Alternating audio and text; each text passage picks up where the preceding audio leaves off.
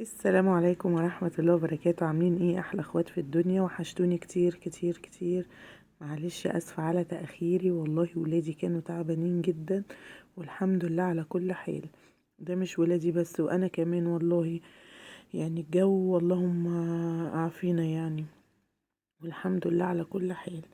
لايك وشير وسبسكرايب مع مطبخ علياء علي. وتعالوا النهاردة هنشوف هنعمل ايه. هنعمل حاجات حلوة. هنعمل النهاردة، مين عارف ايه اللي في ايدي دي؟ اللي عارف ايه اللي في ايدي دي؟ اللي في ايدي دي عكوة. عكوة يعني ايه؟ يعني ديل العجل.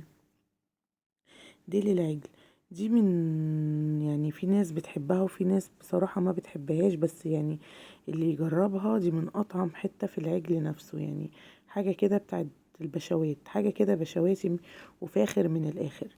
العكوة دي يا جماعة لما بتيجي تشتريها هي بتتوزن بالكيلو، مش بتتباع كده. انا كانت معايا هنا عكواية محترمة، همسكها كده افصصها من بعضها. هي بتبقى ايه؟ مخرزة كده. بمسكها كده اقطعها ايه من بعضها. عايزة بقى اخواتي اللي بيتابعوني من خارج مصر يقولوا لي عارفين العكوة ولا مش عارفينها. همسكها اقطعها وبغسلها غسلة كده محترمة بنت ناس. طبعا شايفين فيها كده بعض شعر، لازم بتنضفيها كده منه. ولما بتغسليها اديني اهو فصصتها كده حلو اهو كده ايه من بعضها. شايفين؟ خرصتها اهو. هي بتبقى كده فيها ايه؟ خرزة خرزة. انتي بقى بتسلكيها كده من بعضها بالسكينة، مش بتقطعي عاطل على باطل، لا هي بتبقى مبينة كده الحلقة الدايرة نفسها بتبقى باينة وتفصليها.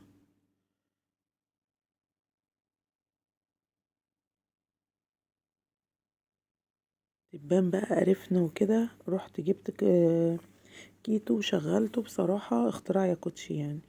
بصوا ايه رأيكم في الجمال؟ هنا مسكتها غسلتها حلو عشان لو فيها شعر ولا اي حاجة تطلع مني. امسكها واحدة واحدة بقى كده مع نفسي اغسلها. وهنا كنت حاطة مية على النار وبصلاية، ورحت اول ما المية غليت نزلت فيها ايه؟ بالعكوية. مش هحط لها اكتر من بصلاية وطماطماية واللوري والحبهان، ولا ملح ولا فلفل اسود ولا اي حاجة تاني. تمام تمام. اسيبها بقى على النار واقول لها منك لله، لان هي بتبقى عايز تستوي ايه؟ سوا حلو. انا بقى همسك هنا البصل بتاعي هقشره وامسكه ايه على النار التانية واظبطه. مسكت البصل قطعته حلقات كده. لايك بقى كده ما تندمجوش، لايك كده لايك لاختكم. وايه بعد كده نشوف، عشان اللي هيعمل لي لايك هياخد ايه؟ هياكل معايا عكوة. اللي مش هيعمل لايك مش هياكل عكوة. احرار بقى. تمام احلى اخوات. تمام. مسكت البصل هنا بحتة زبدة صغنططة قوي لان العكوة دسمة. يا نهار يا نهار. زي ما انتوا شايفينها كده على العين التانية عمالة تغلي مع نفسها. وانا ايه؟ رميت طوبتها. بس رجعت تاني وحطيت لها معلقة سكر عشان تستوي ايه على طول. تمام تمام. قلبي بقى يا علياء في البصل كده على اقل من مهلك. دي عكوة يا علياء يعني هتاخد سوا شوية. ما تصربعيش نفسك يا قمر. تمام تمام. وهنا معايا البهارات بتاعتي، معايا القرفة السيجار ومعايا زعتر وروزماري وحبهان مطحون ومع لورا وملح وجنزبيل وبهارات. نقول تاني: ملح فلفل اسود جنزبيل قرفة سيجار بهارات زعتر روزماري. ما هو طاجن عكاوي يعني لازم الزعتر والروزماري. ماشي. وحبهان ولوري مطحون. تعالوا بقى الطبق التاني الجميل دوت: معلقة توم، معلقة هرسة فلفل، ومعاهم طماطم. طماطم قد ايه يا علياء؟ كتري ما تستخسريش، ده طاجن يا ولاد لازم نحبشه. يا بنت الذين يا علياء انتي نسيتي حاجة. لا ما نسيتوش، على بال ما بنيجي من السوق وجابهولي همسك اغسله واقطعه. اوعى تفتكروني بنسى حاجة، ده انا ذاكرتي ذاكرة ايه؟ اسد.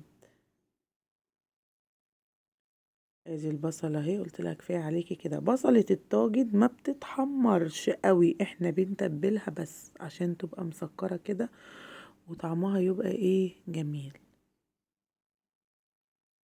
بصوا بقى هنا. بصوا هنا بقى اتسابت. هي خدت لها ساعة ونص او ساعتين على النار. بس كانت ايه، بغاشة يا باشا. نزلت بقى هنا في البصلاية، نزلت ايه بالعكواية كده، وهفضل ايه اشوح فيها معاها زي ما احنا ايه شايفين.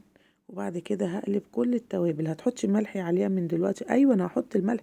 العكواية مستوية، العكوة كده تبقي مسوياها قوي كده عشان سنانك يا قمر، و...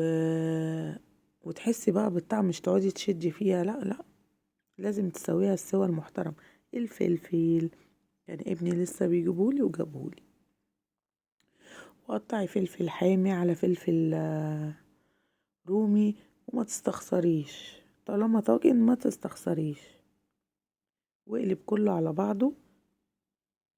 انا بس بايه بطعم دلوقتي اهو الايه العكاوي، وقلب يا معلم في قلب بعضه. طالما عكاوي يبقى لازم نقول لكم يا معلم.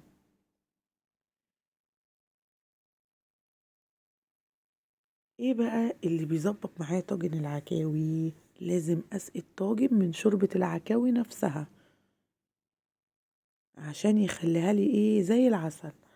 طالما هتسقي الطاجن من الشوربة بتاعته نفسها، من شوربة العكاوي، يبقى ايه حاجة كده مش قادرة اوصف لكم الجمال. ادي الطاجن بتاعي الجميل اهو. يلا بقى كده هندخله فين؟ في الفرن. هنسويه. هياخد قد ايه عليه؟ انا بس عايزه الشوربه تتطعم بالبصله بالفلفل بكله في قلب بعضه. هياخد زي 10 دقايق. هولع عليه من تحت، وبعد كده هحمر وشه. بصوا، انا مش عارفه امسكه، قسما بالله ما عارفه امسكه. بس هي كانت مستويه بطريقه، انا مش عارفه امسكه لسبب سخن جدا. والكاميرا بس كده ظالمه اللون، هو اللون مش محمر. ده جميل. بصوا اما حطيت شوكه. بص سلكة العكوة بتطلع. بصوا في ايدي ازاي في الشوكة، حاجة كده دخل على البق على طول. لازم بقى نوريكم الاسم يعني. بصوا تحفة تحفة تحفة، بجد بجد جربوه مش هتندموا. طاجن العكاوي بالطريقة دي فاخر من الآخر. أسيبكم بقى في حفظ الله. أحلى اخوات في الدنيا. لايك وشير وسابسكرايب مع مطبخ علي علي، عشان يوصلكم كل جديد من الفيديوهات اللي احنا بننزلها مع بعض. لطاجن العكاوي التحفة ده عايزة أحلى مشاهدات وأحلى لايكات. تمام تمام. عشان زي ما اتفقنا، اللي هيعمل لايك هياخد حتة عكاوي. لايكاتكم بقى احلى اخوات داخل مصر وخارج مصر. كل اللي بينورني ويشرفني على راسي من فوق. اسيبكم في حفظ الله ورعايته مع طاجن العكاوي. باي باي.